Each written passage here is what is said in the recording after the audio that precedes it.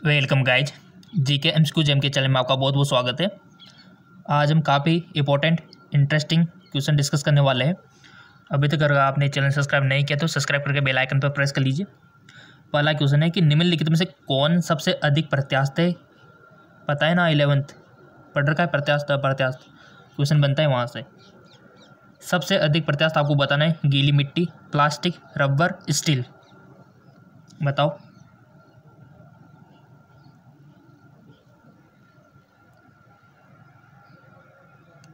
Select कर लिया होगा आपने, क्योंकि एग्ज़ाम आ गया आपके नज़दीक।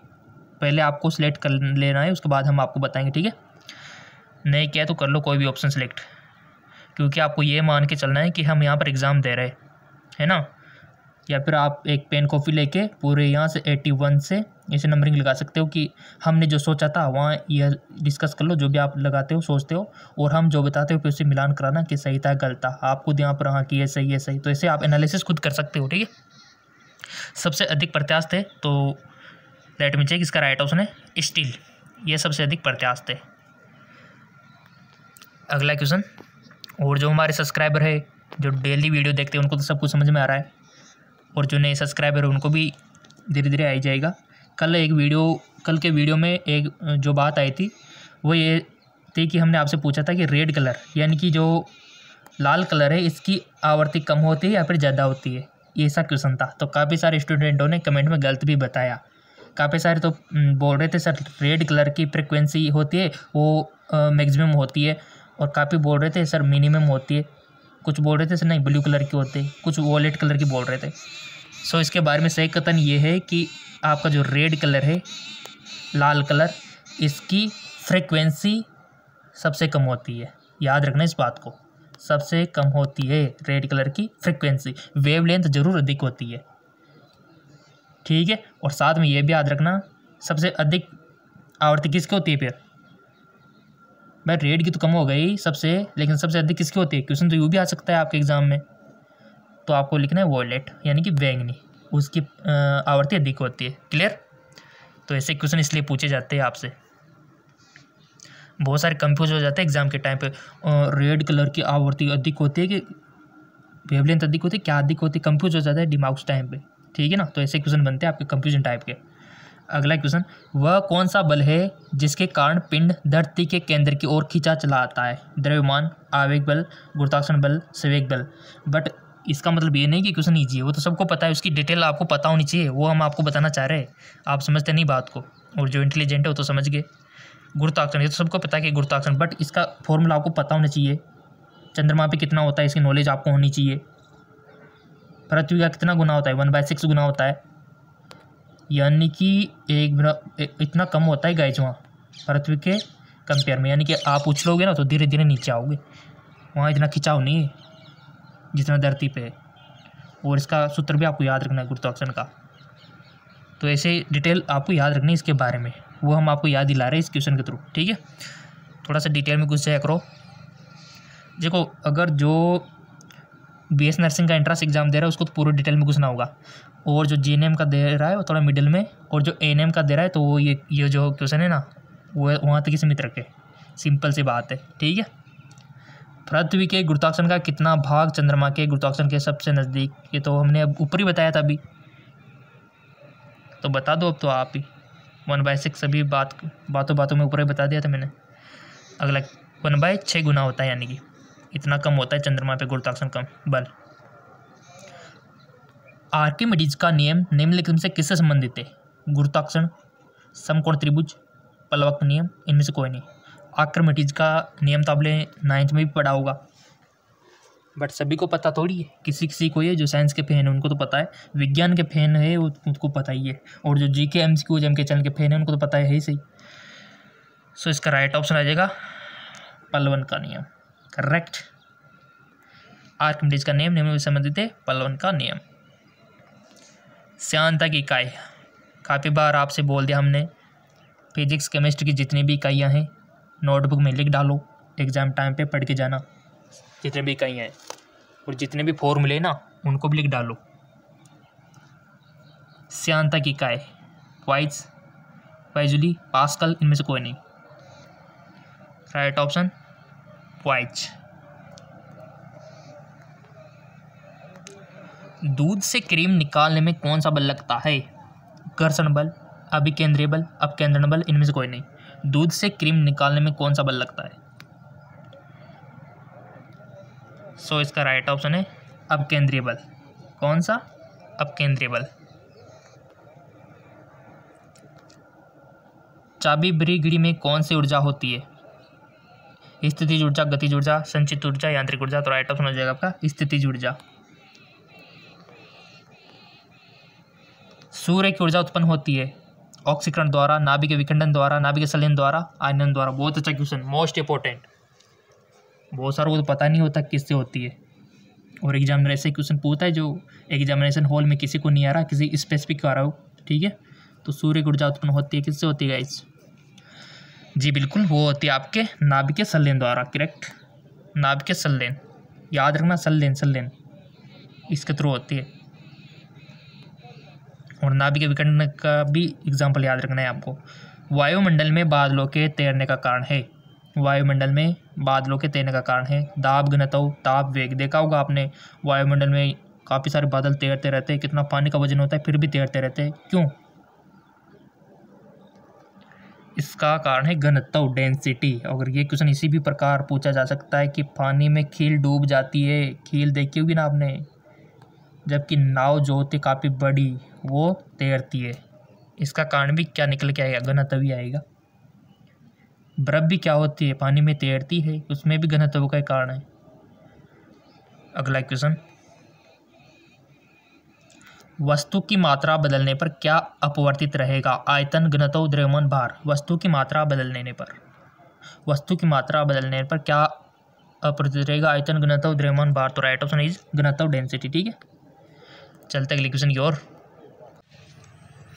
अगला क्वेश्चन, जल में तैरना न्यूटन की गति के किस नियम के कारण संभव हुए? हमने पहले बोल रखा है कि न्यूटन की गति का प्रथम नियम, द्वितीय नियम, तृतीय नियम, तीनों को जो परिभाषा है और एग्जाम्पल है याद रखना है आपको।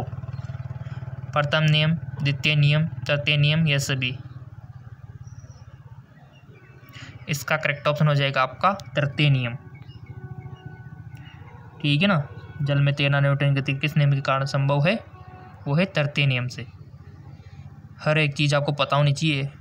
प्रत्येक क्रिया में विपरीत प्रतिक्रिया होती है, ये वाला नियम लगता है इसमें। एग्जाम्पल तो भी पूछा जा सकता है कि रॉकेट किस सिद्धांत पर उड़ता है, किस न्यूटन गति के किस नियम पर काम करता है, वो भी थर्ड पे करता है। निम्नलिखित में से कौन सी राशि सदिश नहीं है? वेग, आयतन, विस्थापन, बल।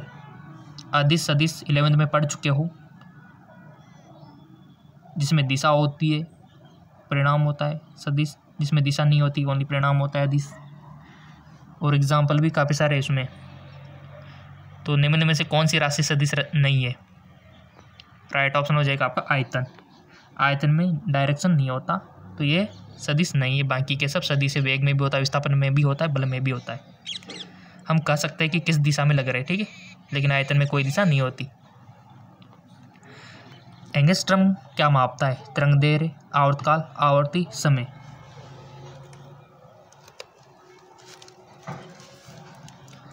एंगस्ट्रम क्या मापता है?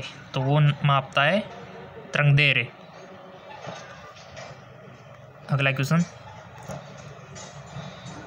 देखो हार्ड क्वेश्चन भी हम देते हैं, ऐसी बात नहीं है। जेके लॉन्च जॉब चैनल पर हार्ड क्वेश्चन नहीं दे रहे हैं, इजी क्वेश्चन तो यहाँ दे रहे हैं। ठीक है, क्योंकि इजी क्वेश्चन भी आते हैं तो उसको भी लेके चल रहे हैं हम। किस वैज्ञानिक ने और कितनी मेहनत होती है दिन भर, आप कुछ समझ सकते हो। कितने सारे वीडियोज आपको देने होते हैं, बट आपके लाइक्स मोटिवेट करके पता ही नहीं चलता कि मेहनत भी की है कि नहीं की है। लाइक पे ऊपर डिपेंड करता है ना मेहनत करना। जब तक आपके लाइक रहेंगे तो हम तो देते रहेंगे वीडियो। किस वैज्ञानिक ने सर्वप्रथम बर्फ के दो टुकड़ों को आपस में घिसकर पिघला दिया? Celsius, Joule, Davy. इनमें से कौन है? तो right option Davy.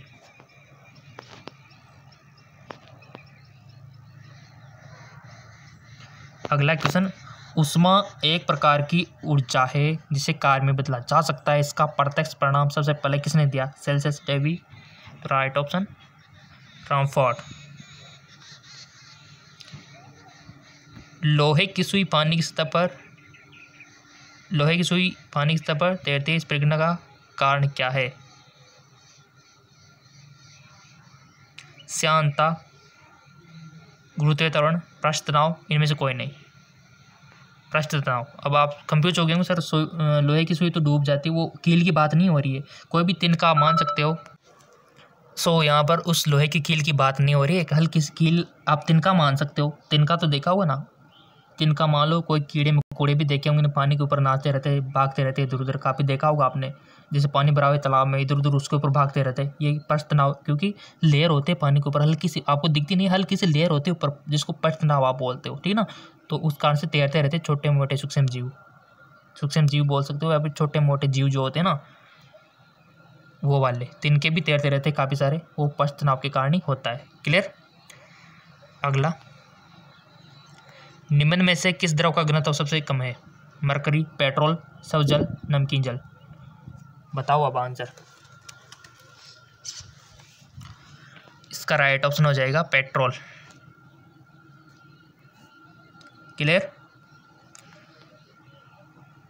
1 horse power में कितने वाट के बराबर होता है? बहुत अच्छा क्वेश्चन है ये, तो बड़े बड़े एग्जामों में पूछा जाता है, काफ़ी एग्जाम होते हैं ना उसमें, बट जो साइंस के स्टूडेंट होते हैं वो तो उसको कर ही देते हैं, क्योंकि उनको तो पता रहता है ना।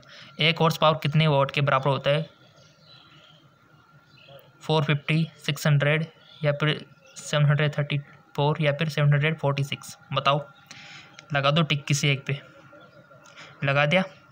हॉर्स पावर यानी कि HP, तो इसका राइट ऑप्शन है 746 वाट होता है, याद रखना। 1 HP = 746 वाट। 746 को याद रखना, पूछा जाता है काफ़ी बार, और वो बहुत को पता ही नहीं होता। काफ़ी इंस्ट्रूमेंट होते हैं जिस पे लिखा आता है ये इतना HP का है, ये इतना HP का है, तो कन्वर्ट कर लिया करो कि आप 1 HP में इतना होता है तो 5 HP में कितना होगा, ठीक है। मोटरें आती है उसमें लिखा हुआ होता है।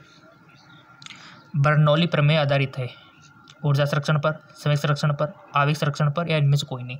बर्नौली की प्रमेय भी आपके है 11th में, तो क्वेश्चन बनता है वहाँ से भी गाइज। इसका राइट ऑप्शन हो जाएगा ऊर्जा संरक्षण, ठीक है, ऊर्जा संरक्षण।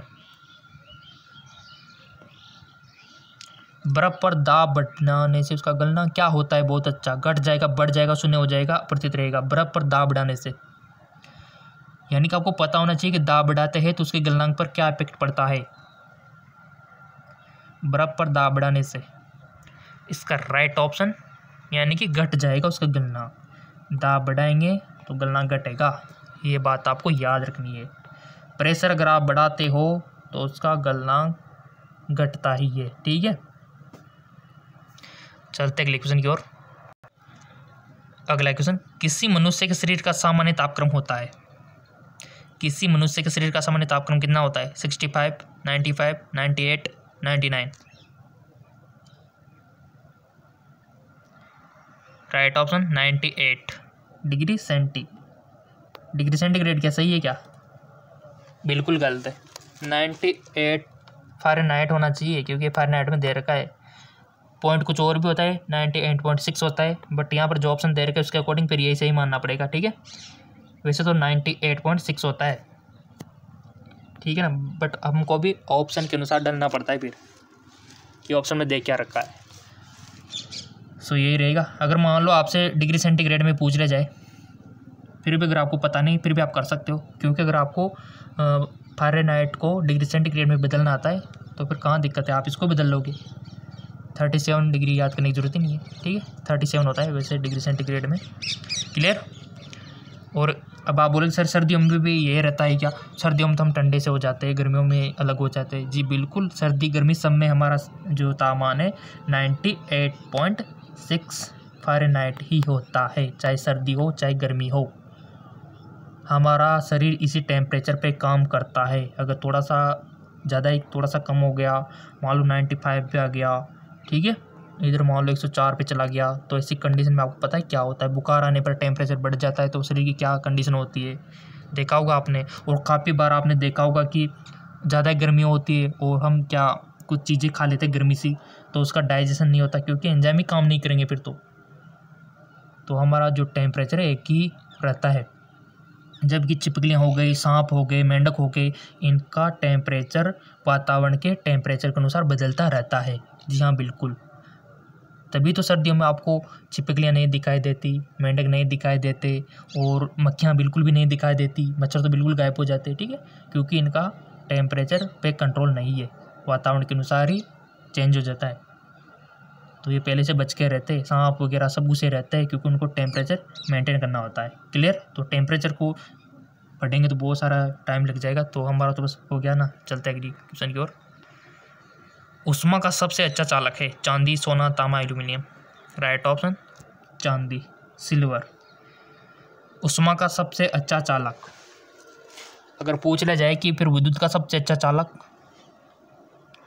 वो भी सिल्वर ही है, ठीक है। अगला, निम्नलिखित में से किसकी ऊष्माधारिता अधिक है? बेंजीन, जल, श्रवण का टुकड़ा, लोहे का टुकड़ा। किसकी ऊष्माधारिता अधिक है बताओ? राइट ऑप्शन जल की।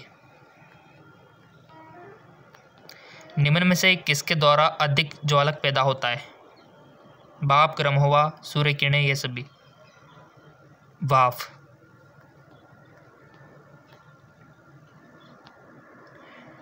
निम्नलिखित में से किसमें संरक्षण विशेष ऊष्मा का मान होता है? तांबा, सीसा, जल, कांच। जल। ऊष्मा का सबसे अच्छा चालक, आगे क्वेश्चन। ऊष्मा का सबसे अच्छा चालक सिल्वर।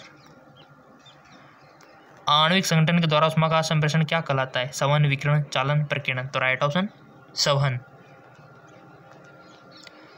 निम्नलिखित द्रव में कौन सा ऊष्मा का सबसे बहुत अच्छा चालक है? द्रव में पूछ लिया, आप बताओ। इत्र, बेंजीन, पारा, पानी। तो राइट ऑप्शन हो जाएगा आपका पारा। ठोस से द्रव में पदार्थ के अवस्था परिवर्तन को कहते हैं? वाष्पन, गलन, कवतन। तो राइट ऑप्शन गलन।